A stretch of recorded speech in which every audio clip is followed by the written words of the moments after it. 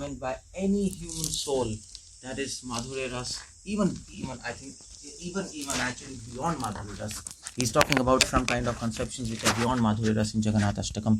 And that's why you see Jagannath Astakam is sung by so many acharyas, Madhva, Ramanuja, all acharyas, beyond doubt. They are all singing Jagannath Astakam throughout centuries. There has to be got to be something in this song. Prabhupada, when he was young, he used to sing this song Jagannath Astakam. So let's just dive into Jagannath Astakam, and along the way we will also glorify Jagannath, and we will come to know who is Jagannath. Okay, so you all know Jagannath Astakam. I don't need to show it on the screen. I'll just explain it, and you will relish and understand that. So, Jagannath Astakam, the first verse is Kadachit Kalindi Tata Vipina Sangeeta Karavo Muda Bhiri Nari Kamala Swadha Madhupa Rama Shambhu Brahmar Pati Ganeshar Chitapado Jagannath Swami Nayana Patagami Bhavatume. It's a beautiful verse. Shankaracharya composed spontaneously. And you see in this verse, the first verse is talking about identity of Jagannath. Jagannath is revealing. Shankaracharya is revealing who is Jagannath. Why is that? Why is such an important question? I mean to say, you might say, well, who is Jagannath? It's such a simple question. He's Krishna. What's the confusion? But now we feel like that. If you go back in history, it was a big confusion. In fact, when Bhaktivedanta Thakur came to Jagannath Puri, even at that time, people were really skeptic about who is Lord Jagannath. And when actually Ramanuja came to Jagannath Puri, at that time, people didn't know who is Jagannath. People forgot. So if you read history of Jagannath, people back around 800 years back, people used to consider, not 800, 2000 years back, people used to consider Jagannath as Lord Buddha. They couldn't, because you see Jagannath, he doesn't have usual form, Shyam Sundar form. So, and because Buddhism was very prevalent in all over India, actually Buddhism caught hold of entire India. So people started considering it as Lord Buddha. Subhadra. So we have three deities. So Jagannath is Buddha, okay, fine. And it was declared. Then who is Subhadra? According to them, Subhadra was one of the female deity of Buddhism by the name called as 𝗲𝗲𝗪𝗲𝗀𝗪. So this deity 𝗲𝗲𝗪𝗲𝗪, she is one of the female deity of Buddhism. She is one of the Bodhisattva, and so Subhadra was considered like that. Balram was considered Maitreya, one of the perfected Buddhas. So they used to worship like that. It is quite bizarre, isn't it? But you might think it's bizarre. Come on, they can't understand he's Krishna. But you see, if you read history, people have been confused over. I mean to say, this is a big thing, but people have been confused over so small and silly things. There were wars about small and silly things. In Sri Vaishnava, Tenkalai and Vadakalai, there are two sects, and they were fighting with each other. They killed each other. Literally, they killed thousands of Sri Vaishnavas. Among them, they killed. And why did they kill? Because one of the important controversy was, should we take salt in the beginning of prasadam or in the end of prasadam? Sorry, sweet. Should we take sweet in the beginning of prasadam or end of the prasadam? And they were fighting like cats and dogs. They killed, actually. I'm not joking. They killed themselves. They killed each other. You see, history is weird. Anything can happen at any time to anyone at any place. That's called illusion, by the way. So after Buddha, when actually Ramanuja, he came to Jagannath Puri, just before him, people used to consider Jagannath as Lord Shiva, because he's black, big eyes, he's Lord Shiva. And then Baladev and Subhadra, they're like his Shiva's associates, something they used to consider. And then after that, tantrics, India was took over by tantric, so which is called as tantrism, mysticism. And at that time, people used to consider Lord Jagannath as Mahakali. So if you see Jagannath, I mean to say practically, if you see Jagannath, I mean to say, he looks like Kali, isn't it? He's a black with big eyes. So if you go to Bengal, there's a particular place which is called a Tarapeeth. I mean to say, if you have gone to Eka Chakragram, Nityanand Prabhu's birthplace, near that there's a famous place Tarapeeth, which is which is a very important place for all tantrics, where Kali is worshipped by the name Tara. And if you look a photograph and if you look Jagannath, I mean to say just the face, looks very similar. In fact, in India, many Ratha Yatras, if you take, many Ratha Yatras, people in North India, they think we are actually glorifying Kali. I mean to say Kali sitting on Ratha Yatra. They can't really, I mean to say, who can figure out Jagannath? If you don't know him, you don't know him, that's all. Because he's not in a usual form. So, you see the point, such a controversy. And then when Bhaktivinoda Thakur came, people used to consider Jagannath as one of the bhuta, one of the ghosts. And it's bizarre. People were worshipping Jagannath, Baldev, Subhadra as three ghosts. And along with that, they also installed a dog. A live dog was there on the altar with a ghost. I don't know what they were thinking, but they were thinking something. And they were worshipping. There was a dog. They used to put the dog on the altar and they used to offer dog some food. You see, it's bizarre. You might consider it bizarre, but I mean to say, it was happening. So, Shankara, he revealed the identity of Jagannath. Now, in fact, I mean to say, this is completely crazy picture. But then, if you think Jagannath is Krishna, but then which kind of Krishna? That's another thing. Which kind of Krishna? Now, you might think this is another bizarre question, but this is not bizarre. According to Gaudiya Vaishnavas, we need to solve this question, because according to us, there are three kinds of Krishna. One is Dwarka Krishna, one is Mathura Krishna, one is Krishna of Vrindavan. So which Krishna he is? Now you might say it's not so important for us. Of course, at one level it's not important because all three Krishna are one. But at another level, at level of worship and love and rasa, that's very important. In fact, Chaitanya Mahaprabhu, he clearly states, I am worshipper of Shyam Sundar Krishna, Nandanandan. So when somebody asks who is Jagannath, he said he is Nandanandan. He is none other than, that's all. He is the son of Nanda Maharaj. That's all he said. So it's important to understand who is Krishna. Now, who is Jagannath? Which Krishna he is? So Shankaracharya, he is revealing the identity of Lord Jagannath. Now you can imagine, he is revealing the identity of Lord Jagannath. This Shankaracharya came in 900 AD.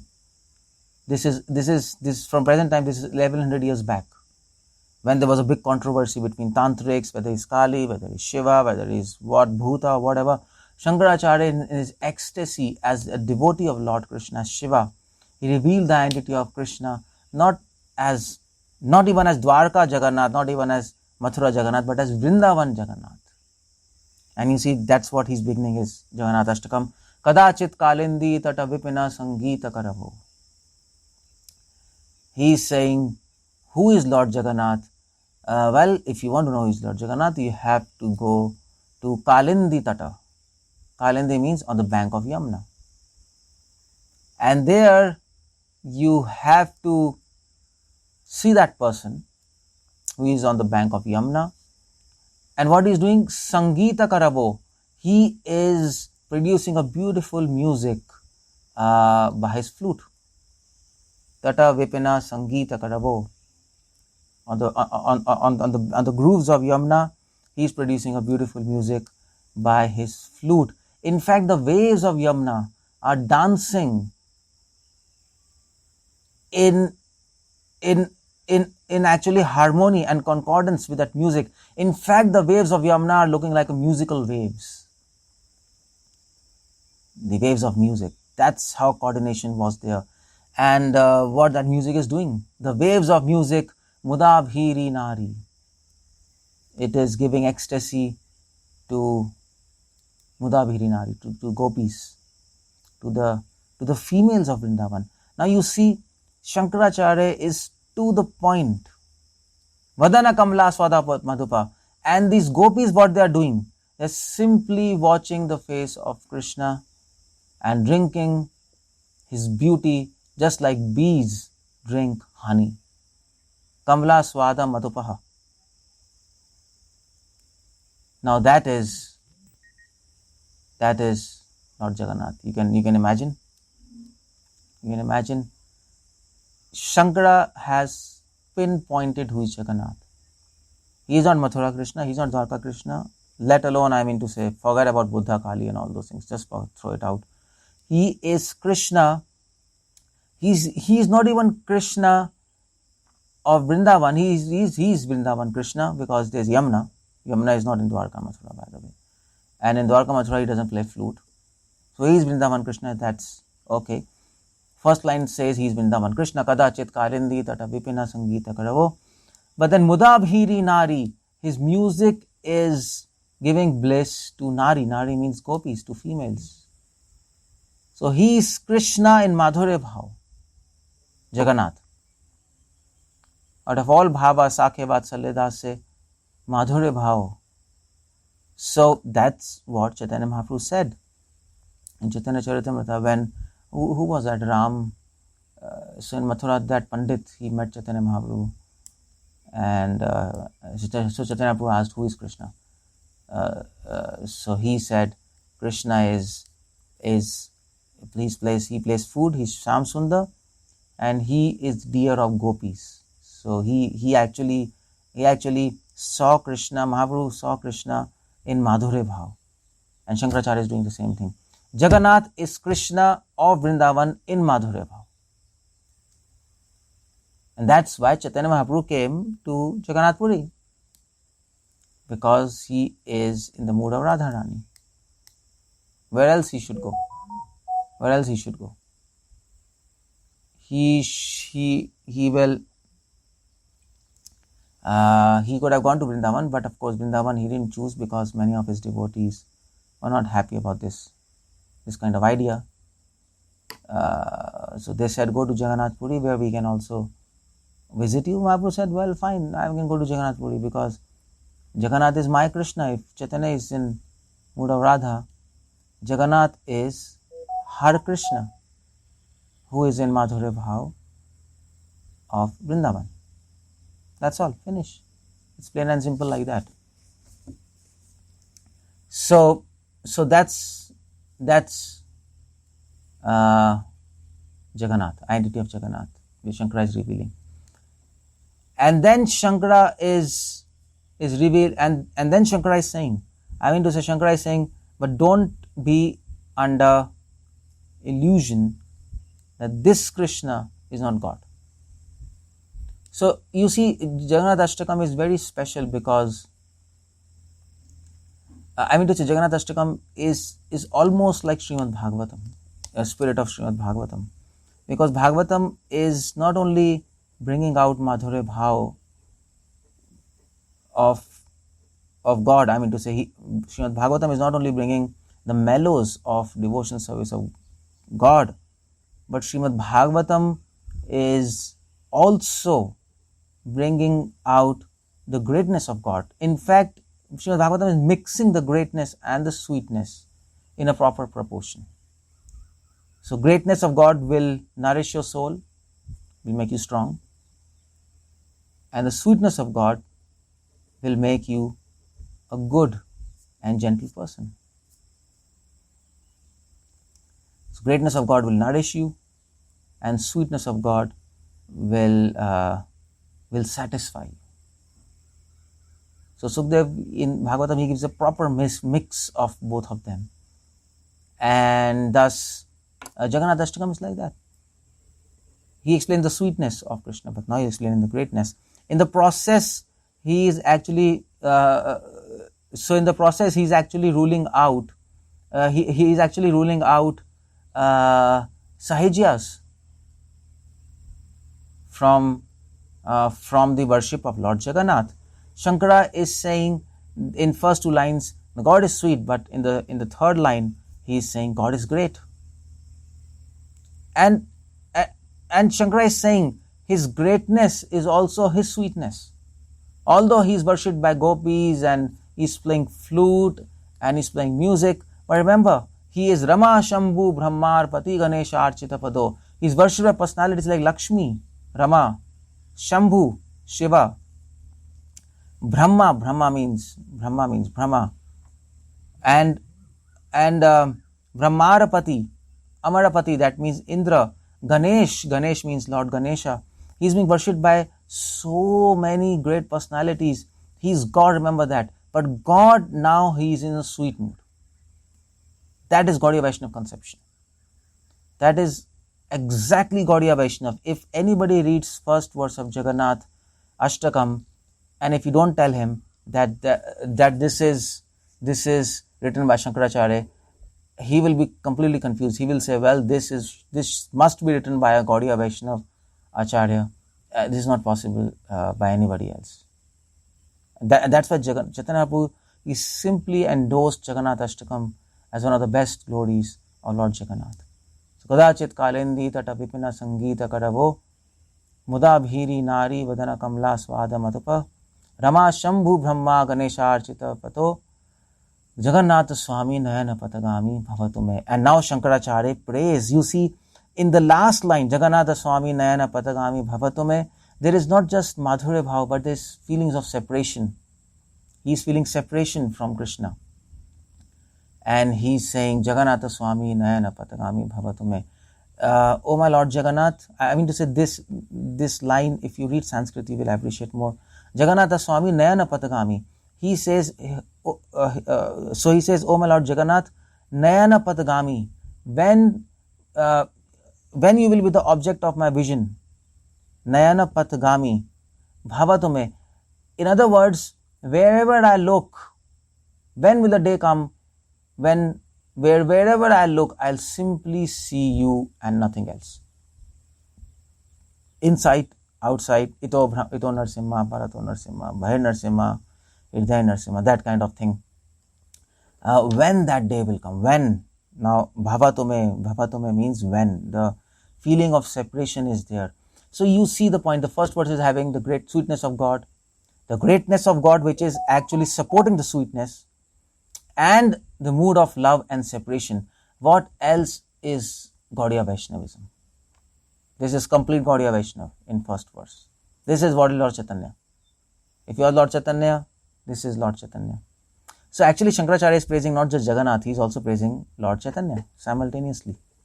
He is praising the mood of Lord Chaitanya. He is doing that. He is not only praising Krishna, but he is also praising Radha along with Krishna.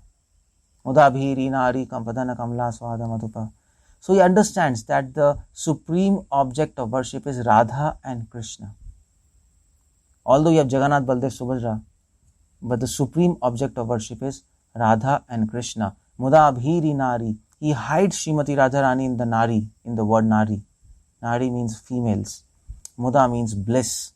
He is giving bliss to Muda Abhiri. Abhiri means damsels of Vrindavan who are belonging to the caste of Abhir Nagari. Bhaktivedanta Thakur sings in his songs Abhira Nagari, which are cowherd girls, and he's giving them bliss. So it's a beautiful verse. First verse of Srimad Bhagavatam. Okay, now the question comes, what is the mood of Lord Jagannath? What is his mood? Okay, this is Lord Jagannath, this is our Krishna, this is Radha's Krishna. I mean to say, it's very interesting. You see the point. Don't forget Shankara is singing, and if you remember Shankara is singing, you will find more bliss in that, because of all people, Shankara, Mayavadi, he is singing. So, second verse is talking about the mood of Lord Krishna. What is his mood? Now you see the point. Devotion is all about knowing who is God. Okay, first verse will explain who is God. But exactly, devotion is not about knowing who is God. That's not devotion. Devotion, and of course, if you want to know God, then you should know his mood also. And of course, if you want to know God, then you must serve him also. Otherwise, that's not devotion. So knowing God is not really devotion, because people can know God. Scholars can know God. Now you have read, we can know God. But then what about his service? So to serve Krishna, we have to understand his mood. That's very important. So we serve God. So one level of devotion is to know God. Another level of devotion is to serve God for God's sake. Bhaktivedanta Thakur writes, serve God for God's sake. Some people serve God because they will serve God. But we don't do that. We serve God for God's sake, not for our sake. Some people serve God for their own sake, for their interest, for their pleasure. But we as devotees, our lowest level of devotion starts from serving God for God's sake. So, for that we have to know what is his mood. Otherwise, how will you serve? If you want to serve a person nicely, you have to understand his mood. Am I right? That's common sense. If you don't understand the mood of that person, you might be serving that person, but it might annoy him. And what's the point of serving? So to serve God, you should know his mood. That's why in second verse, he is talking about the mood of Lord Jagannath, because ultimately he wants us to serve him, and that's proper glorification. So he's saying, Bhuje sabbe venom shirasi shikhipucham katithate dukulam netrante sahachara kataksham vidadhate sada Srimad Vrindavana vasati leela parichayo Jagannath Swami nayana patagami bhavatume. He says, Bhuje sabbe venom. This Krishna, what he's doing, Bhuje sabbe venom. In his left hand, he's holding a flute. Venom means flute. Shirasi shikhipucham. On the head, he has peacock flower, typical Shyam Sundar Roop. When Krishna is standing in a forest in Ras Leela, that's what is this form all about. Dukulam netrante sahachara kataksham vidadhate. And his eyes, dukulam netrante, is both eyes. What is doing? Sahachara kataksham. This is his mood. Kataksham means he's giving a glance. Sahachara means to his loving devotees, to his sahachar, to his devotees who are with him. Vidadhate, he is glancing his merciful glance on his devotees who are with him. That's what his mood. His mood is perpetually and eternally is to give mercy to his devotees. That's what he's thinking, that's all. Nothing else. Nothing besides that. His mood doesn't fluctuate like us. Sometimes we are lusty, sometimes we are angry, sometimes we are merciful, sometimes we are cruel. Krishna's mood is constant. Samoham sarva bhuteshu. Krishna says in Bhagavad Gita, Samoham sarva bhuteshu na me dveshu asti na priya. What's that verse? Samoham sarva bhuteshu. No, I think that's 9th chapter. Samam sarva bhuteshu na me dveshu asti na priya. Ye bhajanti tu mam bhaktaya maititeshu chapyam. I forgot the verse, but Bhagavad Gita. So Krishna says, I am equal to everyone. So what kind of how Krishna is equal to everyone? He doesn't hate anybody. Nobody is dear to him. How does it happen? It happens because Krishna is saying, I'm equal. That means I am merciful to everyone. Always I am merciful. Na me dvesho asti. I don't hate anybody. If somebody hates me, still I do mercy on him. That's very difficult, isn't it? Somebody hates you. 9.29. Okay. 9.29. That's the verse. 9.29. Krishna says, if somebody hates me, I don't hate him. I'm equal. I give him mercy. I'm anyway giving mercy. It's so difficult. It's so difficult. If somebody hates you, you will tend to hate him naturally. It's a reflex. Or maximum you will neglect him. But Krishna says, no, I will give him mercy. Just as I'm giving mercy to everyone, I'll keep on giving mercy to him. I'm equal. And na priya, if somebody is if somebody is actually flattering me, he is not dear to me. I will still give him mercy. It's not that it's not that somebody is flattering me, I'm giving mercy, and if somebody doesn't, I don't give him mercy. I give mercy to everybody. So that's his nature, karunya. That's what he is doing. Sahachara kataksham vidadhate. He's giving mercy to all without any any cause. That's why it is ahituki, causeless mercy. He is not pulled and pushed by reflexes like ordinary man, by hate and favor, and he does partiality. No, he's always giving mercy. Why is giving mercy? He wants to see everybody to be connected with him back to Godhead. Prabhupada says back in spiritual world. That's his mood. That's his mood. He wants everybody to be connected to him and be happy. So Sada Srimad Vrindavan Vasati Leela Parichayo. Sada Srimad Vrindavan Vasati. He's always staying in Vrindavan. That's his mood. Vrindavan Vasati Leela Parichayo. He's always staying in Vrindavan. That's his mood. You see the important point? The entire Brihad Bhagavad Amrit by Sanatana Goswami is this. Entire Brihad Bhagavad Amrit. Brihad Bhagavad Amrit, it is explaining how Krishna goes to Mathura, and then what he's feeling in Mathura about Vrindavan. He's feeling separation from Vrindavan and Mathura. So even in Gopal Champu, this is one of the subject matters. His mind is constantly in Vrindavan, although he's in Mathura and Dwarka, because he wants to be in Vrindavan. That's his mood. That is Jagannath. Jagannath's mood is always to be in Vrindavan, and that's why we have Jagannath Ratha Yatra, to celebrate this fact that this person's mood, Jagannath's mood, is to always be in Vrindavan. This Ratha Yatra is celebrated. That's why Krishna goes from Jagannath Mandir to Gundicha. Gundicha represents Vrindavan. So he goes, and the complex of Jagannath Mandir, it represents Mathura. But Jagannath is not Mathura Krishna. Jagannath is Krishna, Vrindavan Krishna. But he is somehow locked up in Mathura. And how do we know that that is locked up in Mathura? So how do we know Jagannath temple represents Mathura? Because there's Balram and Subhadra. Balram and Subhadra are not there in Vrindavan. At least Subhadra. Balram is there, Subhadra is not there.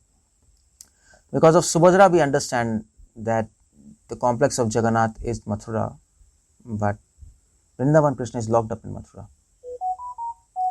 And Gundicha temple, Rath Yatra goes from Jagannath's temple to Gundicha temple. The Gundicha temple represents Vrindavan.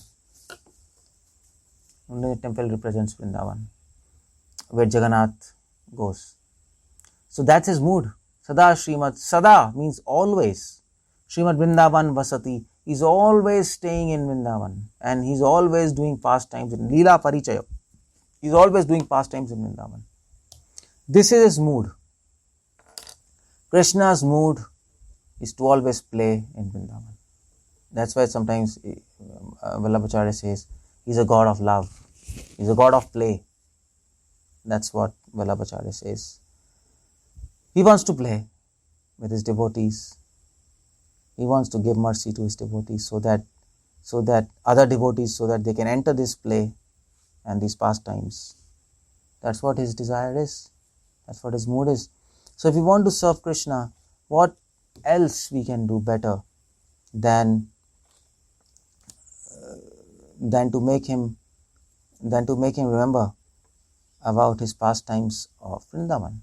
If somebody, so if you meet somebody and if you want to make him happy, just make him remember his sweet memories. Make him remember his past sweet memories, and he'll be so happy. So that's what we are doing. That's what is Hare Krishna mantra. We are making Krishna remember his pastimes with Srimati Radharani, which is exactly he wants to do. And so he'll be happy, and this is devotion, to make Krishna happy, that's all. So that's his mood. Now third verse is talking about who are his devotees. Third verse is talking who are his devotees. Now second verse we said that Krishna wants to give mercies to his devotees. Who are these devotees? So third verse is talking Mahabodhe stire kanakaruchele nilashikare. But first, I mean to say, where does Lord Jagannath stay? In the form of Lord Jagannath. Now that's why they are saying Mahabodhe stire. He is staying on the shore of an ocean in this present pastime of Jagannath Baldev Subhadra. He is staying on the shore of an ocean, the physical location, the spiritual physical location, like that.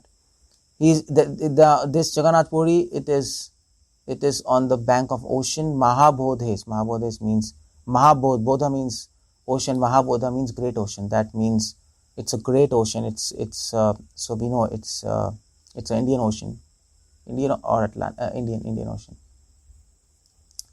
He is on the bank of an ocean. Kanaka Ruchere Nila Shikhare, and that place is looking like Kanaka Ruche. Kanak means gold. It is on a golden hill. Why it's appearing as a golden? Because it's on the bank of ocean where there is a beach. And so if you swim in the ocean even today, and if you go deep in the ocean on a boat, and then you look at Jagannath Puri, you can easily see Jagannath Puri resembles a golden hill because it's on the sand.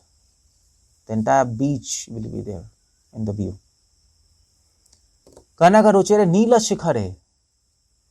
And Nila Shikhare means it's Shikhare, the peak of the temple of Lord Jagannath. It touches Nil. Nil means sky. It is so high from far, it seems it is actually touching sky. Vasan Prasadanta Sahaja Baladirena Balina. And he's staying there with Balabhadra, means Balram, and also with Subhadra. Subhadra Madhyastha. Balram, who is Balina, who is very strong, and Subhadra Madhyastha, and in between there is Subhadra. And what is happening? Sakala Seva Avsarado. Sakala Sura Seva Avsarado. And he is giving Seva Avsar. That means he is giving opportunity to serve. To whom? To demigods, Sura. He is giving them opportunity to serve him. So by this we can understand that this complex of this temple, this is Dwarka. It represents Dwarka. Shankaracharya is revealing it represents Dwarka. Although this person, Jagannath, he is Vrindavan Krishna, but is now in Dwarka. This place, Jagannath Puri, represents Dwarka, by the way, or Mathura. It's the same thing. It's a replica of Mathura on Earth planet, Mathura Dwarka. So Shankara says that, but then you see Shankara can appreciate in this poem how Lord Jagannath is feeling separation, how Krishna is feeling separation from Vrindavan when he is there in Mathura. This is his mood. This is his mood, which is also reflected in third verse now. And third verse goes much deeper in the mood. He is feeling separation. He is Vrindavan Krishna in Mathura, feeling separation from Vrindavan. This is what exactly was mood of Lord Chaitanya. So why was Lord Chaitanya feeling separation from Vrindavan? Because he is identifying with the mood of Lord Jagannath. He understands what is the mood of Lord Jagannath in Jagannath Puri. And he is identifying with that mood. Why? To serve him properly. That's why Lord Chaitanya exhibited the mood of separation from Vrindavan. Because that's the mood of Lord Jagannath. That's how Chaitanya Mahaprabhu manifested this mood in Jagannath Puri. So, by showing he completely understands who is Lord Jagannath and who is his devotees. Third question answers Sakala Sura Seva Avsarado. There are so many devotees. Krishna is giving his mercy to Balram, to Subhadra. These are his energies, and to all the demigods. So Krishna is there with his energies and then demigods. Now, after glorifying Jagannath like that, Shankaracharya, he glorifies his qualities. Now, that's what Prabhupada explains. Name, form, past qualities and pastimes.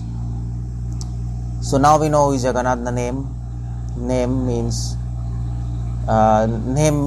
that the identity of the person. So we know who is Jagannath. Form means his mood. What's his mood? Form means his mood. And then qualities. Now comes qualities. And in the end it will be past tense. So it's qualities. What is qualities? 4th and 5th verse explains its qualities.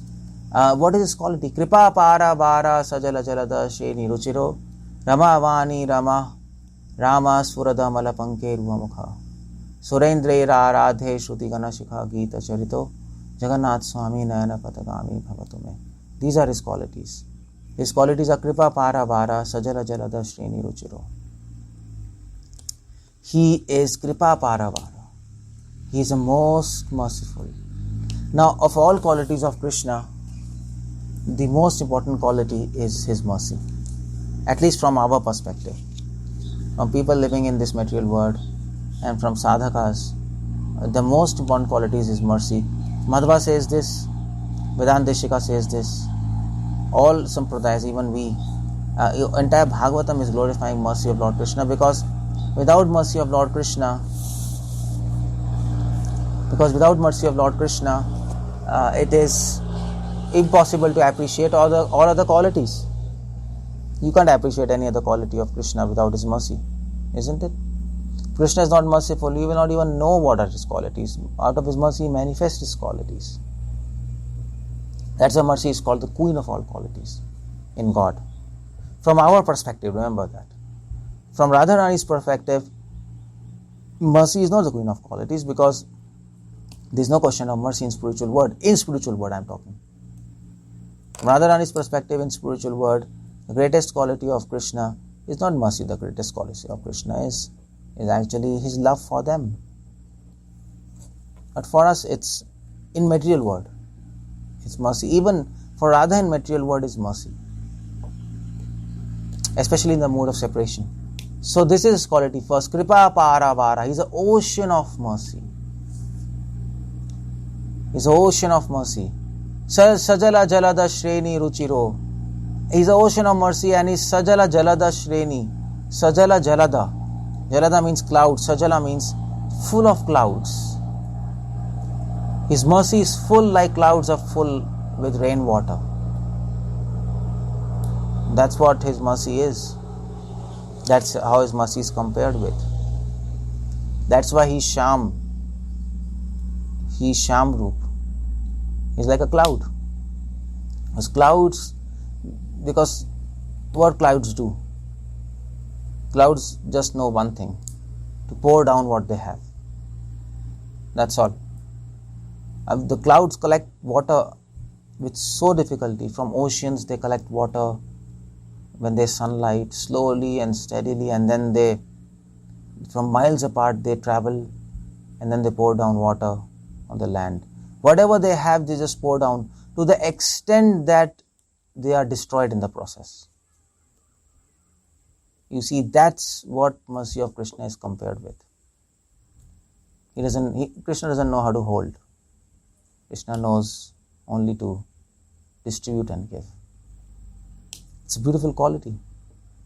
Rama Vani Rama Surada Malapanke Ruhamukha. And Rama Vani Rama. Rama means Lakshmi, Vani means Saraswati. Ramaha. He is giving bliss to Lakshmi and Saraswati. That's his quality. Another quality. Another quality is he is always giving bliss to his devotees. So the point is, Krishna is merciful, but his mercy on devotees descend as his bliss, as a bliss to be experienced by them. That's his mercy. Ramavani Rama Surada Amala Pankheruwa Mukha. Surada Amala Pankheruwa Mukha. And his face is like Pankheruwa, like a full-blown lotus. Surada means full-blown. Amala means pure. Pankheruha means lotus. Mukha means face. His face is like full-blown lotus, pure and spotless. That means his character. That is one of the quality. His all qualities. One of his qualities is that he doesn't have any faults. Sarvadosha vivarjitam. His qualities are without faults. That's his one of the qualities.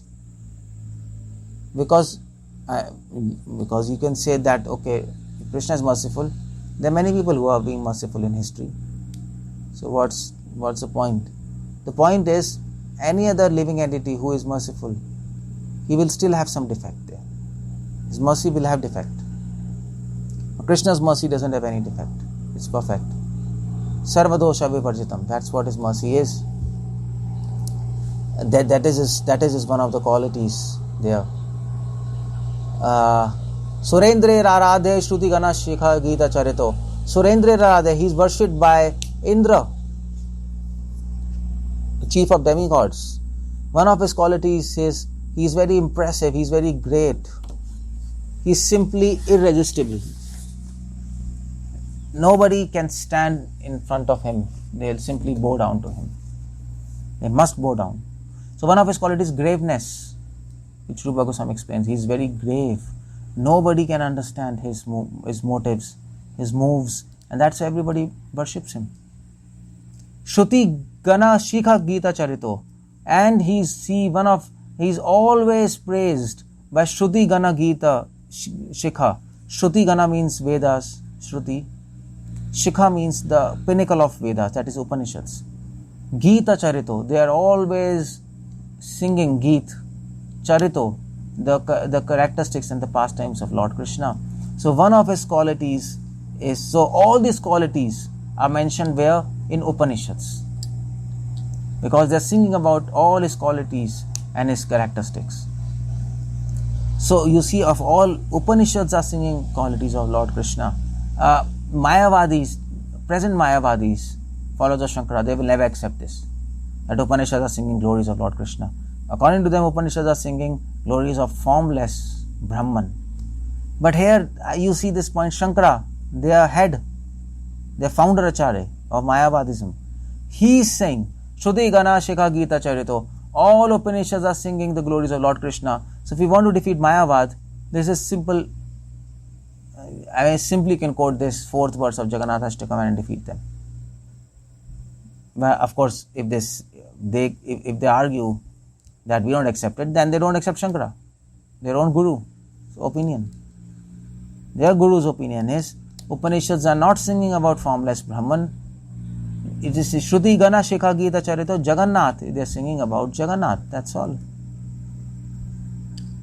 Such a beautiful line about 4th verse. In one line, by one line you can always argue with Mayavadis. Of course, I mean to say Mayavadis can always say that this verse is inserted by somebody else. Mayavadis are Mayavadis, isn't it? They are always considering everything as illusion. They might say this is not written by Shankaracharya. Of course, they will not argue with that because they know this is written by Shankara. People will just beat them if they. I mean, they speak lies and they are liars. But if they speak such kind of lie, people will simply beat them. They can't go to such an extent. They know that this is written by Shankaracharya, but then they might twist something or do something with this. But if you take as it is meaning, his glories are sung by Upanishads, Krishna's glory. So Upanishads sing about Krishna's glory. So these are his qualities. 5th verse is also talking about his qualities. Ratha Rudo Gachan Pathi Milita Bhudeva Patalai. Ratha Rudo Gachan. 5th verse is talking about his qualities. It is saying Ratha Rudo Gachan Pathi Milita Bhudeva Patalai. So Krishna, this Jagannath, he is traveling on Rath, cart. This is what is Jagannath Rath Yatra. Ratha Rudo, Ratha Arud. He is on the top of Rath. So Shankara is actually in this Jagannath Astakam, he is remembering Jagannath Rath Yatra, which is most important pastime of Lord Jagannath, which is in fact connected to the pastime when gopis want to take the cart of Lord Krishna from Kurukshetra to Vrindavan. So Shankara is also remembering that pastime of Kurukshetra. And that's why Chaitanya Mahaprabhu in Mayapur, often he used to be in mood of Radha when she was in Kurukshetra, especially at the time of Rath Yatra. That's what Shankara is saying. Ratha Rudo Gachan Pathi Milita Bhudeva Patalai. He is on the Rath and Bhudeva Patalai. Bhudev means demigods of this. Bhu means earth Dev means demigods. So demigods of this earth, Brahmins are demigods of this earth. Or devotees, Vaishnavas are called demigods of earth. Bhudeva Patalai. Patalai means they are all these devotees, they are presenting prayers. Patala means prayers to Lord Jagannath when they are seeing him. Suti pradur bhavam pratipadam upkarnaya sada. And everybody, when they attend Jagannath Yatra, they can have stuti pradur bhavam. They can hear the prayers and songs chanted by large assembly of Brahmanas. And Suti pradur bhavam pratipadam upakarnaya sadya. And Jagannath is simply upakarnaya. He is simply hearing those glories sung by his devotees. Sadaya, always Suti pradur bhavam pratipadam. At every step, Lord Jagannath is enjoying the glory sung by his devotees. This is his quality. One of his qualities, he is Rasik Shekhar. One of his very important qualities, Rasik Shekhar. He is an enjoyer of all kind of flavors offered by his devotees. Sakhe, Madhure, Vatsalya, all kind of flavors. 5 primary rasas, 7 secondary rasas. He is a supreme enjoyer. And that's what is his supreme quality, which Shankara is trying to bring up in this line by the pastime of Lord Jagannath. And Daya Sindhur Bandhu. He is Daya Sindhu, is ocean of mercy, which we discussed. Bandhu, he is a true friend of all the world. Tu Suirdam Sarva Bhutanam, Krishna, that Bhagavad Gita says, Suirdam Sarva Bhutanam. He is a well-wisher of everyone. That's his quality. Sakala Jagatam Sindhu Sutaya. And Sakala Sindhu Jagatam. Sakala Jagatam Sindhu Sutaya. Sindhu Sutaya. Sindhu means ocean. Sutaya means daughter. Who is the ocean of daughter? Lakshmi ji. He's along with Lakshmi there in Jagannath Puri. Where is this Lakshmi? Well, that Lakshmi is in the kitchen of Lord Jagannath, where she is cooking for Jagannath all these bhoga items, 56 times which Jagannath eats. I think 50 times something he eats, keeps on eating. She's cooking and cooking and cooking. Jagannath Swami Nayana Patagami Bhavatume. This kind of Jagannath, let me see him everywhere, inside, outside, upside down. Wherever I see, let my eyes behold him always. This is the prayer of Shankara to Lord Jagannath. So now he's praying, but before praying, Shankara wants to reveal one thing to us. Before praying, Shankara wants to reveal his innermost feeling of Lord Jagannath. His innermost mood of Lord Jagannath he wants to reveal to us. I mean to say, you see, when you meet a person, he has some kind of mood. He has some kind of mood there. He's an angry person, he's a lusty person, he's an envious person, he's a good natured person, he's a gentle person, whatever, blah, blah, blah. There's a personality to that person. That's what I mean. But then, if you really become very close to him, there's a innermost mood. What exactly he wants. Now that person wants so many things, but one desire is very prominent in that person, which he will want again and again. Now, what is that thing which lies in the core of the heart of Krishna? That means Shankara in this song, he is doing two things. First, Shankara is really contradicting himself. Because according to Mayavad, which is given by Shankara, Upanishads are singing about formless Brahman. Shankara himself contradicts himself. He says Upanishads singing about glories of Lord Krishna. Second, he says that God is formless. But then he says God is having a mood, God is having an innermost mood. There's something deep, hidden desires in his heart which he wants to fulfill. Now, this is too much, I mean to say. If you say God has a desire, an unfulfilled desire, the more he fulfills that desire, the more he feels unfulfilled. What is that desire? That he is revealing to us in Jagannath Astakam. That's why Jagannath Astakam was simply relished by Lord Chaitanya Mahaprabhu. That is the beauty of Jagannath Astakam. If you read these prayers again, if you read Jagannath Astakam again and again, it's impossible not to have tears in your eyes and read these prayers and offer it to Lord Jagannath, because this is Lord Chaitanya. This is Chaitanya Charitamrita in 8 verses. This is the essence of Chaitanya Charitamrita in 8 verses. So, yeah. Yes. So can you just hold for a minute? I just want to have some water. So this is quite unique. If you might have not have noticed this thing, you can really appreciate. Ek minute. Can you give me a glass? इसको पकड़ो पहले. So you can just appreciate the devotion of Lord Shankara first of all. I mean to say, how can Shankara 1100 years back, how can he understand the mood of Lord Chaitanya and go to such depth? How is this possible?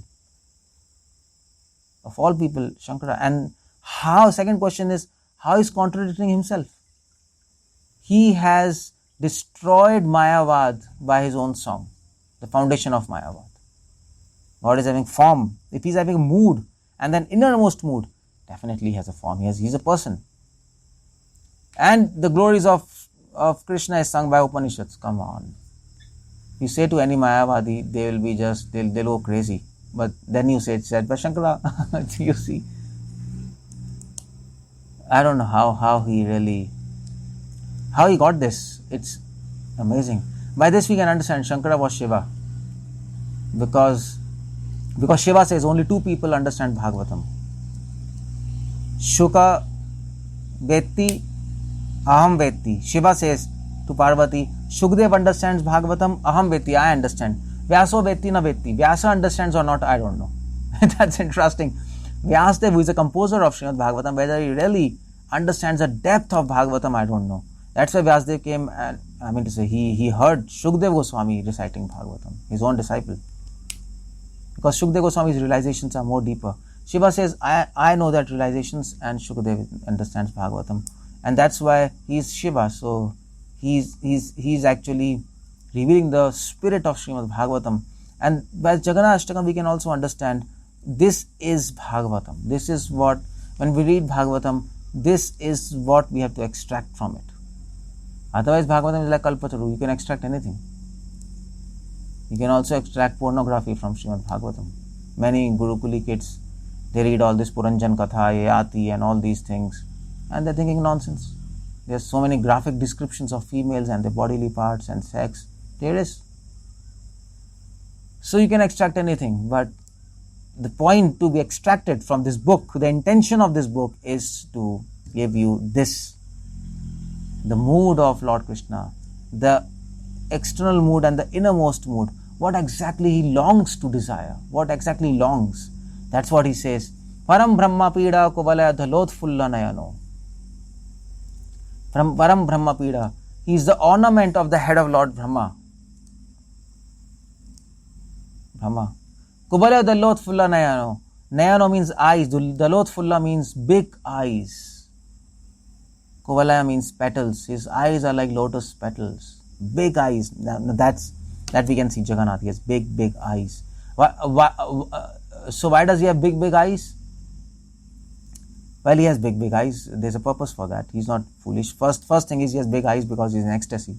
That we know we know the entire pastimes of Lord Jagannath, isn't it? Why is he in ecstasy?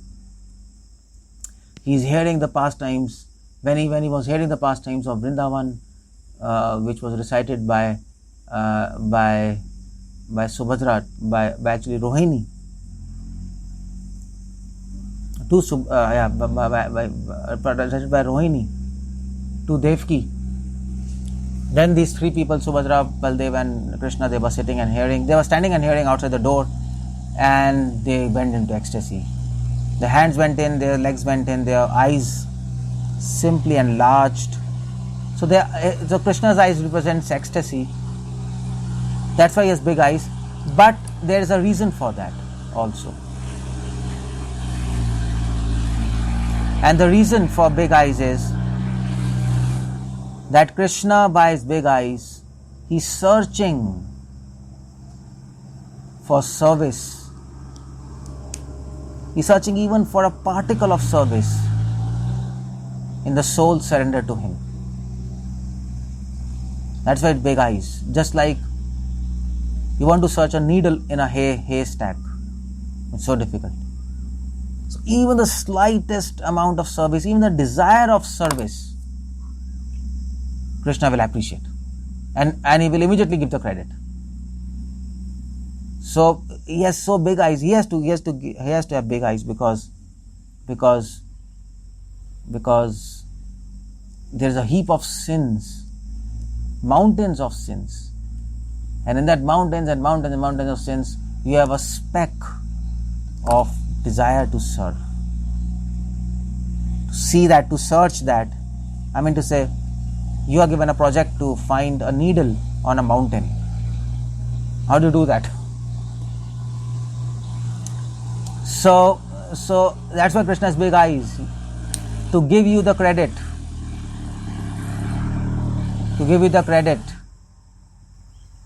and to actually reward. Reward is to give reward to his devotees. He is Shankaracharya, Jagannath has so big eyes.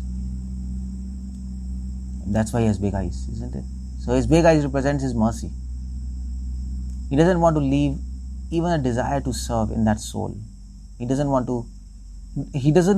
to stop giving credit to that soul. By some excuse he wants to make you advance. That's the whole point. So by big eyes he will see, he has so many people say, yes, so mountains of sins. He's a sinner, reject him.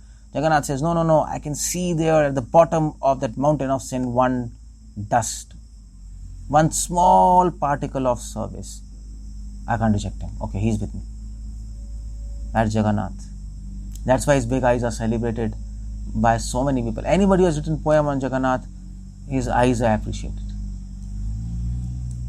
Nivasi niladrao nihita charano ananta shirasi. So his innermost desire, that is what Shankara is talking. His desire is to give mercy to his devotees by some excuse. By any excuse, he will give mercy. He'll make some excuse. He will find some service in your life and give you mercy. Although you might have forgotten. Although you might have done some sukriti, I mean to say, some Vaishnav came and you gave them food. You didn't even realize that they are Vaishnavas, but you gave them and they went and you forgot everything, but Krishna will remember. And he'll say, he served my devotees, I'll give him mercy. That's the concept of sukriti. So his big eyes are there. Because of his big eyes, we get rewards of sukritis. Sukritis means those actions, those devotional actions which we do subconsciously, unconsciously, or without our will taking part in that. We just do it without understanding. All this concept of namabhas, so why do we get the result of namabhas? Why do we get liberation by namabhas?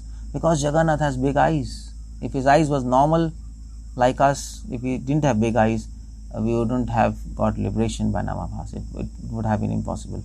There would have been no concept of sukritis.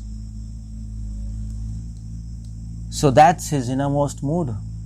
Nivasi niladrao nihita charano ananta shirasi. He wants to keep his foot, lotus feet, nihita charano, ananta shirasi, on the head of Ananta Dev. That's his innermost desire. He wants to give himself. He wants to give his lotus feet to those devotees who are like Ananta.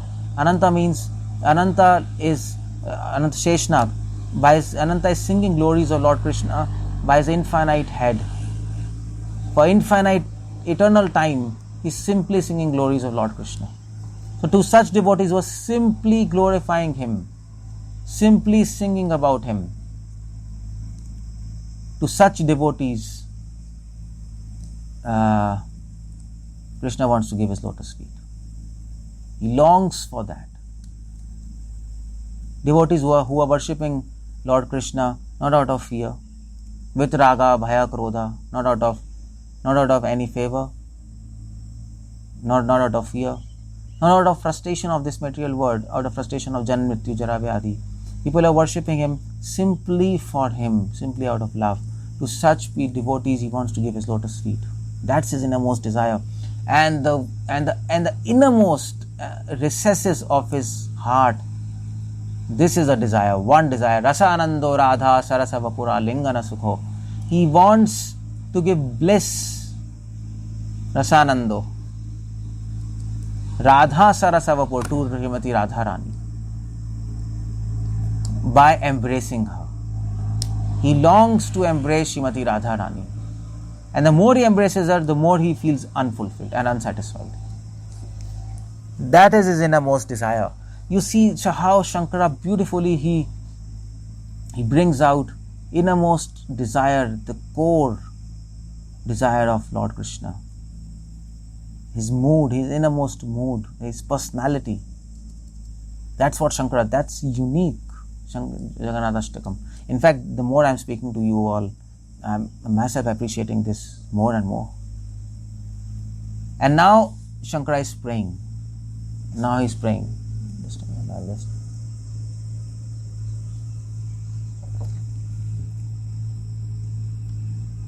And now he's praying. Navayache rajyam nachakaneka manekyam vaibhavam. Now he's praying because he's feeling separation. Jagannath Swami nayana patakami bhavatume. Shankara is not saying, I am seeing you everywhere, I am seeing you inside out. Everywhere, wherever I see you. He's not stupid to say that. He's a pure devotee. He's saying, when will that day come? Yugaitam nimishena chakshusha pramashaitam shunyatam jagat sarvam govinda virhainame nananam gladar shrudharaya badnam gadadarodhyagira agarnichitam vapu kada vapu kadaha tavanam grahane bhavishyati. When will this happen? This is exactly Gaudiya Vaishnava mode in separation. And in separation, what happens? Person becomes humble. From separation is born true humility. And that's why Shankara is praying. Navaya ache rajyam, I don't want kingdom. Na chakaneka manekya vaibhavam. I don't want gold and rubies and this and that. Nayache aham ramyam. I don't want beautiful women. Sakala janakamyam varavadhum. Whatever is desired by ordinary people. Sakala janakamyam. Jana means people. Kamyam means desire. Sakal means ordinary people. Whatever ordinary people desire, I don't desire that. I don't desire that. So what do Shankara says? Then Krishna says, what do you desire? Sada kale pramatha patina gita charito. I simply want gita charito. Gita means sing. Charito means your qualities. I simply want to sing. Pramatha patina. Sada kale. I want to sing the glories of the eyes, of your eyes, my Lord Jagannath. Sada kale pramatha patina. I want to sing your glories. Glories of your eyes which are like black. Sada kale. Or Sada kale also means at all times. Kale means time. Sada means always. At all times. Pramatha patina means pati means the husband. Pati means the Lord. Pramatha means mad people. So he's a lord of mad people? Lord Shiva. Gita Charito. This line also means, oh my Lord Jagannath, Lord Shiva is always singing your glories. That is actually another meaning of this line. Lord Shiva is always singing glories. Like that, I also want to sing your glories. Especially of your eyes. Now I just explained what are the importance of eyes of Lord Jagannath. Jagannath Swami Nayana Patagami Bhavatume. That's my prayer. Krishna says, what do you want? He says, well, I don't want anything. And Krishna says, please tell me what you want. I want to give you something. So the devotee says, I want what you want. That's what I want. But then Krishna says, no, exactly, you tell me, don't just play with me. Then he says, Gita Charito, I want to always sing your glories. If you want to give me something, just give me the power to always glorify your name, form, pastimes and qualities. That's what I want. This is the desire of a devotee. This is what a devotee wants. This is his desire. Jagannath Swami Nayana Patagami Bhavatume. And then 8th verse, his prayers, Jagannath. You see, when somebody prays to God, prayer is not a fixed thing. First thing, very important. Prayer is not something fixed that you have to pray one. So when you chant Hare Krishna, what do you pray? Engage me in your service, engage me in your service. That's Prabhupada gave the foundation of all prayers. Engage me in your service. That's the foundation of all prayers. Chaitanya Shiksha Astakam, Mama Janmane Janmeshwari Bhaktat Bhakti Hitakitvi. Yeah, but on this foundational prayer, on this foundational prayer, engage me in your service, then you can construct a building of many prayers. You can do that, and you can construct a beautiful building in which Krishna will come and live nicely and enjoy that and enjoy with you. So this kind of prayers, and the more you pray, the more your prayers will intensify. So Shankara's prayers intensifies, and he says, Haratvam samsaram. Oh my Lord, please quickly. Hara means remove. Tvam means you. Samsaram, please quickly remove this samsara, this useless material existence. Now you remember, all these prayers, they are coming from mood of separation. Jagannath Swami Nayana Patagami Bhavatume. Shankara is saying, please finish this existence in material world. It's such a rotten existence, not because there are sufferings, not because I am suffering from birth, that is old age, but because this birth, this old age, it's an obstacle on the path of devotion. It's separating me from you. I want this useless material existence to be destroyed now. Haratvam samsaram, now. So that I can simply serve you and chant your glories. That's all I want. Drutataram asaram surapate. Drutataram asaram. Drutataram means very fast. Asaram means useless. I want this material world, existence in material world. That means I want the evil temptations of my mind and the rotten existence in this material world, the identification with my body, to be destroyed immediately. This is at our level. At Shankara's level, it is. I want this separation which I am feeling from you to be destroyed quickly, because I can't feel more separation from you. For them, samsar means the fire of separation. That is their word. Samsar means word. For us, our word is money, fame and name. For them, their word is the mood. Their word is separation from Lord Krishna. They're living in that word, in the word of separation. So for Shankara he is saying, for me, Lord Krishna, please destroy this separation, this suffering, born of separation quickly. Haratvam papanam, please destroy all the sinful reactions, the sins due to which I am separated from you.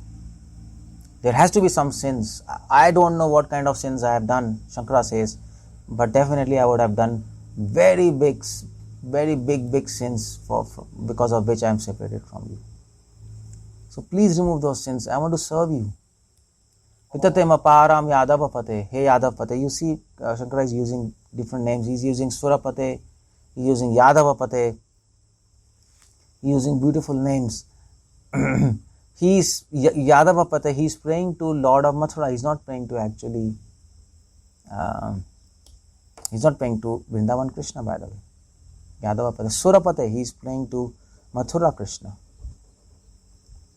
And that's right, I mean to say, that's not wrong, because when you pray, because this 8th verse, it is very deep separation from Krishna. So when a devotee feels a deep separation from Krishna, he is overpowered by the mood of greatness of Lord. And Krishna reveals his greatness in Mathura and Dwarka. And in fact, I told, because he's feeling separation, and because Jagannath temple, it represents Mathura and Dwarka, they both now harmoniously collide with each other, harmoniously gel, because now Shankara is thinking, I am in Mathura, this is Lord of Mathura, I am away from Vrindavan, Krishna has rejected me, Vrindavan Krishna. And this is exactly the mood of Srimati Radharani. That's why he's playing Yadupate, Yadavapate, Surapate, Aho Deenanate Nihita Charano Nishitamidam. Hey Deenanath, hey, oh my Lord, who is a master of fallen souls. I am one of the fallen soul. Now, as far as Shankara goes, he is thinking he is fallen because he separated from Krishna. Krishna has rejected him. Nihita charano nishchitamidam. I have no shelter. Nihita charano. Please make me dust and dust of the lotus feet of Lord. Lotus feet of you. Mahaprabhu prays, Ashlishya papadratam pinastumam.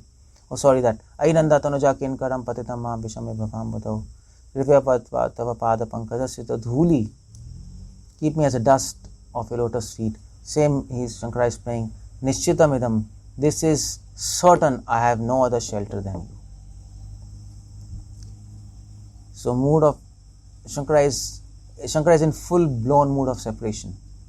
By this verse we can see.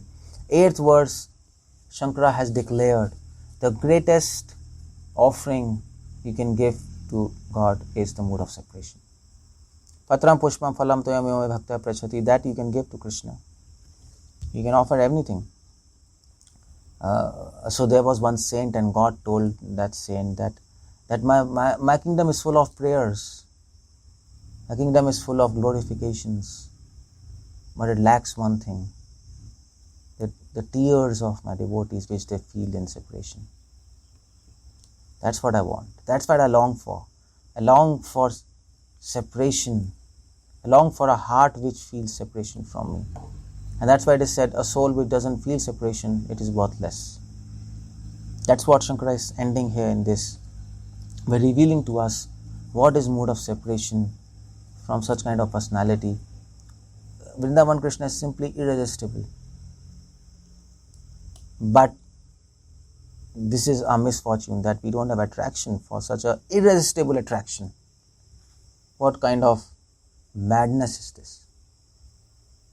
What kind of madness is this? We can simply pray to Krishna, Krishna, please relieve me from this madness. I'm mad. That's all. I'm not even sane. That's what Mahaprabhu says. I'm mad, and please make me mad.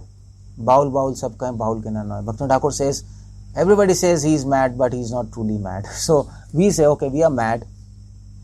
Mad with sense gratification, mad with, we're attracted to such nonsense stuff of this material world. We're not attracted to you who is the supreme attractor. So I'm mad, but then please make me mad, truly mad, that I should always be attracted by your name, form, qualities and pastimes. And if you sincerely ask this, Krishna will give. No prayers are unheard in spiritual world. Ask and it shall be given. Seek and you shall find. Knock and the door shall be opened. That's why Christ said. But you have to ask sincerely, like Shankara is asking. You can ask Krishna, give me separation, this gift, if you think I am qualified. And if you think I am not qualified, please make me qualified. And if you think that you can't make me qualified, because to make me qualified you have to punish me, you have to beat me, you have to give me sufferings, I am ready for that. I am ready for any kind of sufferings, but I want this kind of gift. I am open by my free will. Please give me this gift. Jagannath Swami Nayana Patagami Bhavatu Me. And there Shankara, he says, Jagannath Swami Nayana Patagami Bhavatu Me. He ends this Jagannath Astakam. Nayana Patagami Bhavatu Me, explained by this mode of separation. And this is what is the glories of Lord Jagannath. Jagannath, by the way, Jagat means the entire world. Nath means master. He is the master of entire world. Now, which kind of word they are talking? One you can say he's a master of, Krishna says, was that 529? He says, Sarvaloka Maheshwaram. Sarvaloka, I am the master. Yeah, that 529, yeah, Sarvaloka Maheshwaram, there the line comes there. So he says, I am the master of, I am the master of all the planets. That's okay, that's Jagannath. But then, this is the external meaning. This is the usual meaning. But then, if you read this poem, what is the meaning of Jagannath in context of this poem? Now we already explained Jagannath is Vrindavan Krishna, specifically in Madhurya Bhav, who is the object of meditation of Shankaracharya in this poem. According to this poem, Jagannath, Jagat means here, what is the word of Vrindavan Krishna? The word of Vrindavan Krishna is his devotees of Vrindavan. That's all. That's what he's always thinking about. That's where he's living. Physically he might be present anywhere, but his mind is always there. His mind is always in the devotees of Vrindavan. Yashoda, Anand Baba, gopis, his friends. Lord Brahma is coming and he's glorifying Krishna. But he's simply not interested in those glorifications. He's simply thinking, when this Brahma is going to finish his glorification and I'm going to go and play football with my friends. Lord Indra, he's coming and playing glorifications. Krishna is thinking, oh, he's boring me. What he's doing? So that is what Jagannath is. So his word is with his parents, with his friends, with his gopis. That's his word. So Jagannath means who is a master of devotees of Vrindavan. That's Jagannath. Now here Nath can mean master. One of the meaning of Nath is master. Another meaning of Nath in this context, Jagat means the devotees of Vrindavan. And Nath in Sanskrit has many meanings. Nath means master, Nath means controller. Nath comes from the word Nath. So just like, so an animal, when you want to control an animal, you have to put on the nose, like cows and horses. So that's Nath, controller. But here Nath doesn't mean that. Seeing the context, always remember the context. Otherwise Jagannath, the shades of meanings of this name Jagannath will change according to the context. So here in the context, Nath means, as Gopi says, you are my master, you are my, let's say as Rupa Goswami says, you are my hero. We are your maid servants. You are our hero. In that sense, this word is there. So there is more of sweetness rather than controller and master. Not that kind of thing we are talking here. We are talking about Jagannath, who is a hero of Vrindavan. That is the meaning of Jagannath here. Who is a hero of all the devotees of Vrindavan. That is Jagannath. And this Jagannath, Shankara is feeling separation from him. He is our object of meditation. He is our worshipable deity. This poem is revealing the worshipable deity, the object of our worship, of Gaudiya Vaishnavas, whom we are worshipping. And that's why this poem, Jagannath Astakam, is so important. That's why I chose this to explain on this day of glories of Lord Jagannath. And I think it was very appropriate to talk about this Jagannath Astakam. It's so nice. If the more you meditate, the more you will go deeper and deeper and deeper into that. In fact, especially after reading Chaitanya Charitamrita. Especially after reading the until year of Chaitanya Charitamrita, you will see how Shankara has compressed entire Chaitanya Charitamrita in these 8 verses. Just like Mahaprabhu compressed entire Chaitanya Charitamrita in Sri Shastakam. Same thing Lord Shankara did much before Chaitanya Mahaprabhu, by the way.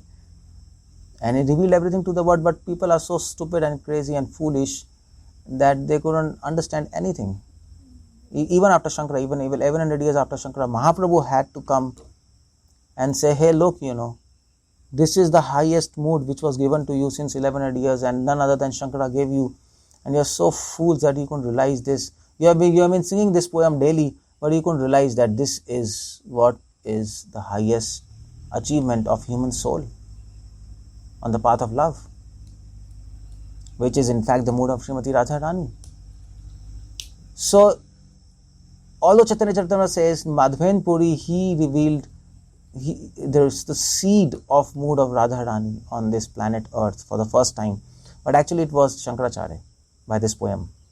He sowed the seed of Madhurya Bhav, of the mood of Vrindavan, of this kind of worship in Jagannath Puri 1100 years ago. But that seed didn't fructify. So Madhven Puri again came and he sowed the seed. And that seed, Chaitanya Mahaprabhu fructified it into a tree. But Shankara already did that.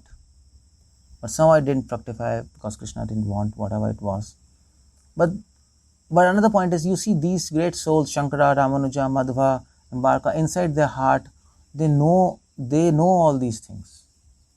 Although externally they might be Mayavad or Aishwarya Bhav or Vishnu or Narayan, inside their heart they know the highest worship of any human soul, the highest achievement is worshipping Radha Krishna, or achieving the mood of Radharani, or serving the mood of Radharani. That is mood in separation, that is love in separation. That's the highest achievement. That's what Mahaprabhu came to give us. It was given to us by Shankara, but Mahaprabhu came and he said, hey, look, and I'll explain you what this means. It was here right in front of your eyes, but you didn't realize it. And that's why Mahaprabhu chose Jagannath Puri of all places. Now you understand, you see why did Mahaprabhu choose Jagannath of all places? Because this is a place where he could reveal the highest level of worship on the path of love. This is a place, this is the exact place. That is why Mahaprabhu chose Jagannath Puri, not Vrindavan, not exactly Vrindavan. He didn't choose that place. So, we are very obliged to Shankaracharya. Yeah. We are very thankful to him to reveal the Jagannath Astakam to us, so that we can sing this and we can please Krishna to his heart's content. Because this prayer carries, this glorification and prayer carries his innermost mood, the innermost desire in the recesses of his heart. That's what it carries. And this will give the best pleasure to him. I mean to say, in spite of the fact, whether you understand this poem or not, it will give pleasure to him, because he understands this. Right? So it's a nice habit to recite Jagannath Astakam off and on. When you are anytime you can do, walking, talking, sitting, sleeping, before sleeping, you can do anytime. Just remember this prayer by heart, meditate on it again and again, relish this. The more you relish, the more you enter Gaudiya Vaishnavism and Chaitanya Charitamrita.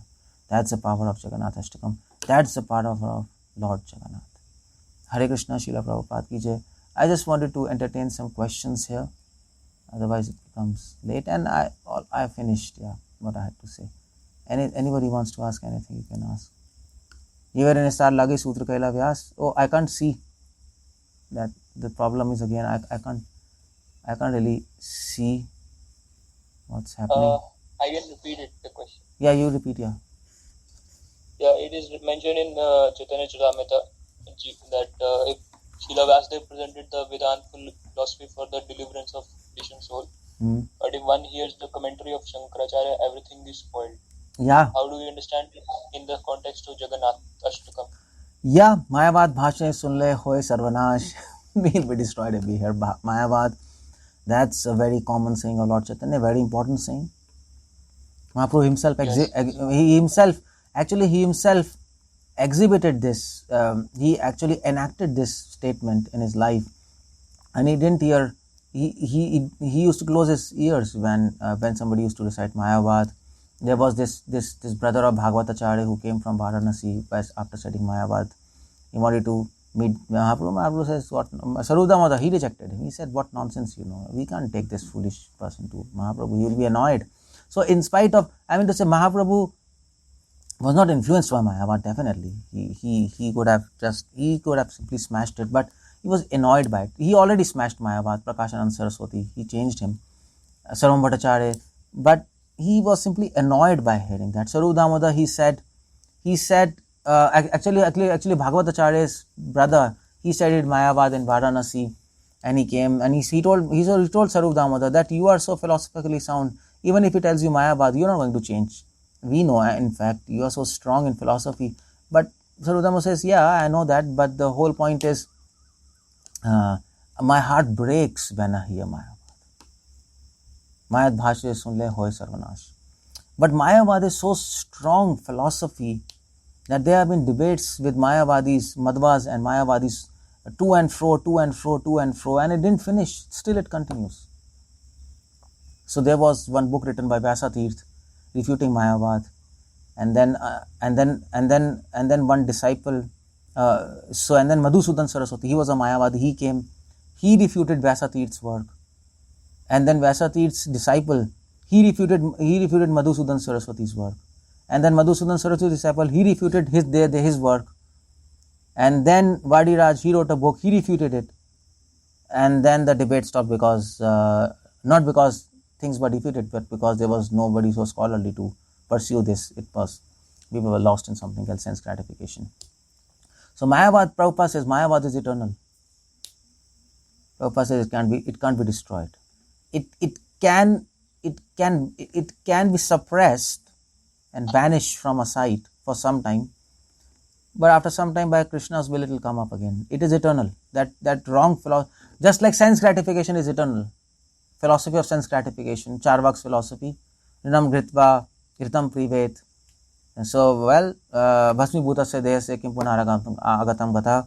Well, your body is going to get destroyed. So before death comes, enjoy life, drink ghee, and do whatever you want. So that philosophy is eternal. Atheistic philosophy is eternal. There is no God. It's eternal. Hiranyakashipu. Similarly, Mayavad is eternal. So, Mayavad Bhashlo Hoye Sarvanash, it's so dangerous because Madhusudan Saraswati, he was a big Vaishnava, by the way. He was a big Vaishnava, but he took a vow to destroy Mayavad. So he went to Varanasi to learn Mayavad in order to learn it and then destroy it. But in the process of reading it, he was converted into a Mayavadi. That power Mayavad has. By the way, Madhusudan Saraswati, you can go on Google and see. He actually is supposed to be disciple of Advaitacharya or somebody there in Navadip. He was a Gaudiya Vaishnava. But then he went to Varanasi, he took Diksha there, and it went to a very different line. He was a very intelligent person, very, very intelligent. So, what to do? Now, if you read the system of, that's why, but there's another perspective. To defeat Mayavad, you should know Mayavad. Mahaprabhu was very happy by those persons who defeated Mayavad. In fact, our acharyas are speaking against Mayavad. Prabhupada is actually destroying Mayavad pages after pages after pages in his book. That's what he's doing. All the acharyas are refuting Mayavad. So definitely you have to read that to destroy it. How do you destroy an enemy without understanding him? But then Mayavad Bhashya Hoy Sarvanash, what to do? So this kind of thing, that's why for neophytes who don't know our philosophy,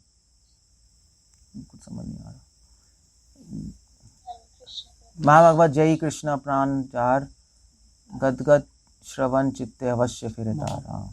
Yeah. So even Chaitanya Charitamrita says, Ante Leela, 2nd chapter, 96th verse.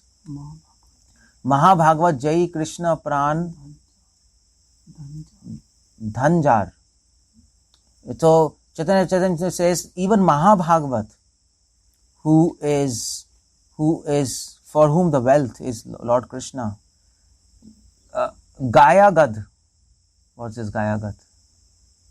Gayagat Shravan Chitte Avashya Firetar. Mayavad, what is he writing? Mayavad Shravan Chitte Avashya Firetar.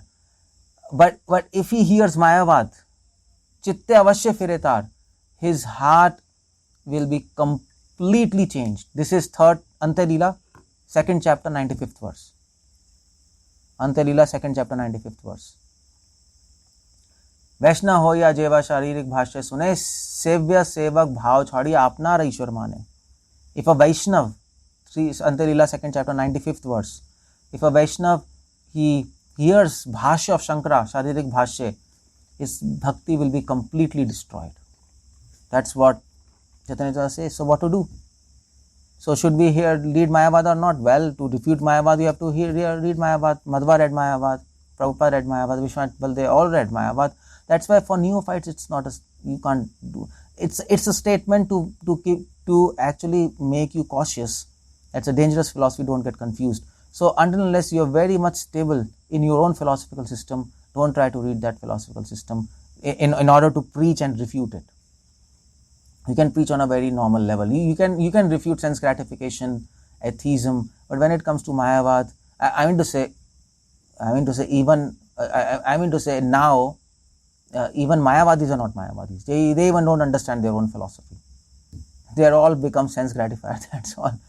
So, but if you want to really defeat Mayavad, first you have to be very sound in your philosophical system, and then you have to read Mayavad, and then you can go in depth of that and understand, and then you will be able to even appreciate Prabhupada's books much better, because Prabhupada in every page he is refuting Mayavad again and again. So there is a role of reading Mayavad. And now what about this poem, Jagannath Astakam? We completely understand. That's what I was telling the whole seminar. Shankara, in his ecstasy, he is speaking this song. His true nature as a Vaishnava and Shiva, it has come out. It has just exploded. It has just poured out. And he has, in his ecstasy, he has refuted his whole philosophical system. That's what he has done. So by reading Jagannath Astakam, you will become a pure devotee, definitely. But by reading the works of Shankaracharya, by reading this poem of Shankaracharya, that's okay. But by reading the works of Shankaracharya, to be a little careful. Don't read unless you have read your Bhagavatam, CC, Gita, at least 100 times you have not read it. Don't read Sharirik Bhashya. You will simply confuse. You might think, no, Mayavad is so easy, we can refute it. Prabhupada has presented it very easily.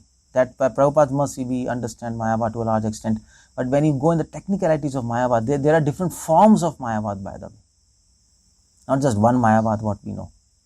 Madhusudan Saraswati, he actually came up with another form of Mayavad, Vaishnav Mayavad, which is very difficult to recognize. Then there are various levels of Mayavad. So it's so difficult to actually, when you go into complexities, it is very easy to get lost and become confused and become offender, by the way, by hearing Mayavad. I mean to say, many people even don't know, even ISKCON devotees, they don't understand what's Mayavad. Okay, basics we know, okay, we are God, that's Mayavad, God is formless. But Mayavad is very, if you go in real detail, Mayavad is very different what we understand. We have a very superficial understanding of Mayavad. That's sufficient, okay, in present times. But if you want to really debate with Mayavadi, you can't do by this level of knowledge. You'll be simply confused. So that's why it is said, Mahaprabhu has given a caution to us, Mayavad Bhashan Sunle Hoye Sarvnash. Take this caution and then proceed further. That's all. Could you kindly say a bit more on the similarity and the reference of, actually somebody has to read this. I don't know, my question is, can you read that, Prabhu? So the Jagannath Ratha Yatra, which is the pastime of the Radharani and the gopis, wanted to pull the chariot. Yeah, it's a no, but I mean to say, everybody knows about that pastime. It's a common pastime. It's not a big thing. I mean, Lord Jagannath, Srimati Radharani, she met Krishna in Kurukshetra after around 100 years. And then the mood she had there, it's the same mood in Jagannath Astakam. Same mood. And the mood which Krishna has, that same mood Krishna has in he still has as Lord Jagannath. And that's why it is said Chaitanya Mahaprabhu, he didn't say, Chaitanya Mahaprabhu was not staying in Jagannath Puri, by the way. It is said by Bhaktivinoda Thakur. He was staying in Kurukshetra because he was in that mood. So, and when they met each other, gopis said, Krishna, you should come back to Vrindavan. Krishna says, well, I have so many other duties. But then they prepared a chariot and they forcefully made Krishna sit on the chariot, Balaramji and Subhadra, and they were pulling that chariot and took them to Vrindavan.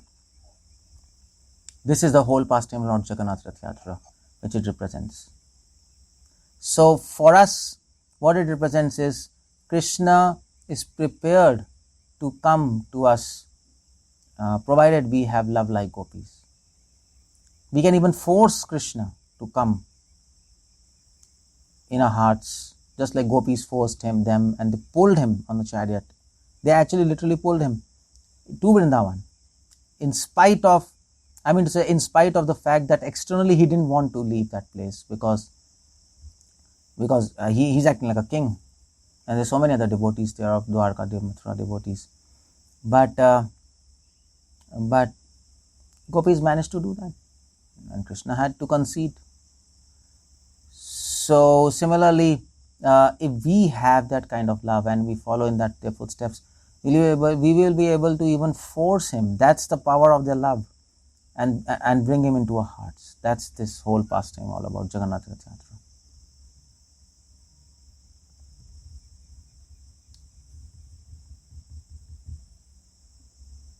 Yeah, Hare Krishna. Hare Krishna, this is Panchali, so thank you very much for that. Yeah, Hare Krishna, thank you.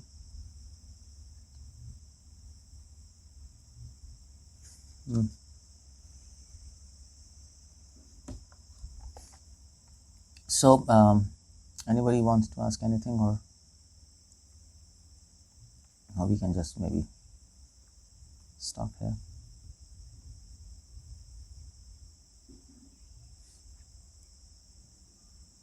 Yeah, Padmana Prabhu, you are there?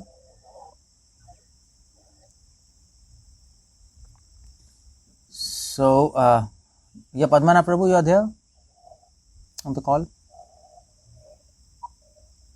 Yeah, Prabhupada, yeah. Yes, so what to do? Before that, do you have any other questions anyone wants to ask about the talk?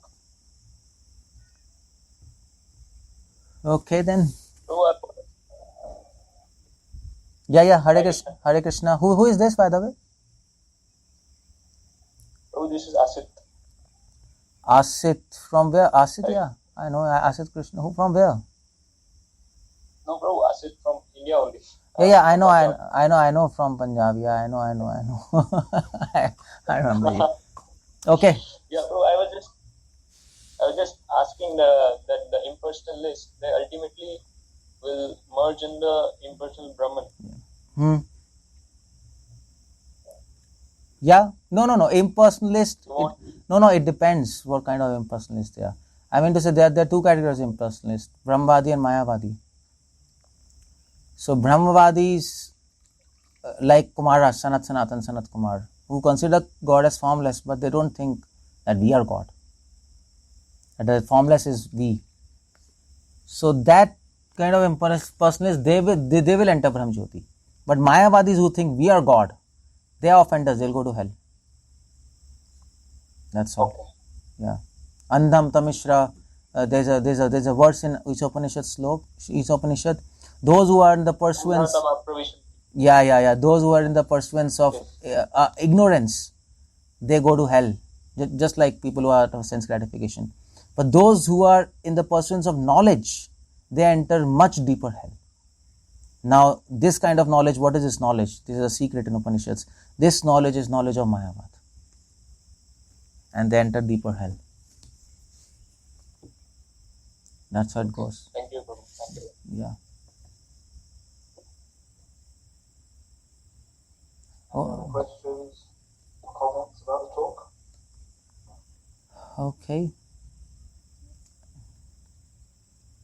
Okay then, Padmana Prabhu, we can say Jai Jagannath. Okay, so we can end there. Yeah. Thank you, Keshav Anand Prabhu, for the very inspiring talk. It was very interesting learning about the Jagannath Astakam. I never knew it was so full of nectar, and really inspired me to want to learn more about it and to read it more regularly. Yeah. So we'll end the meeting there, the seminar there. So thank you once again, Keshav Anand, for joining us. Hare Krishna, thank you. Hare Krishna. Hare Krishna. Thank you. Hare Hare Krishna. Krishna. Hare Krishna.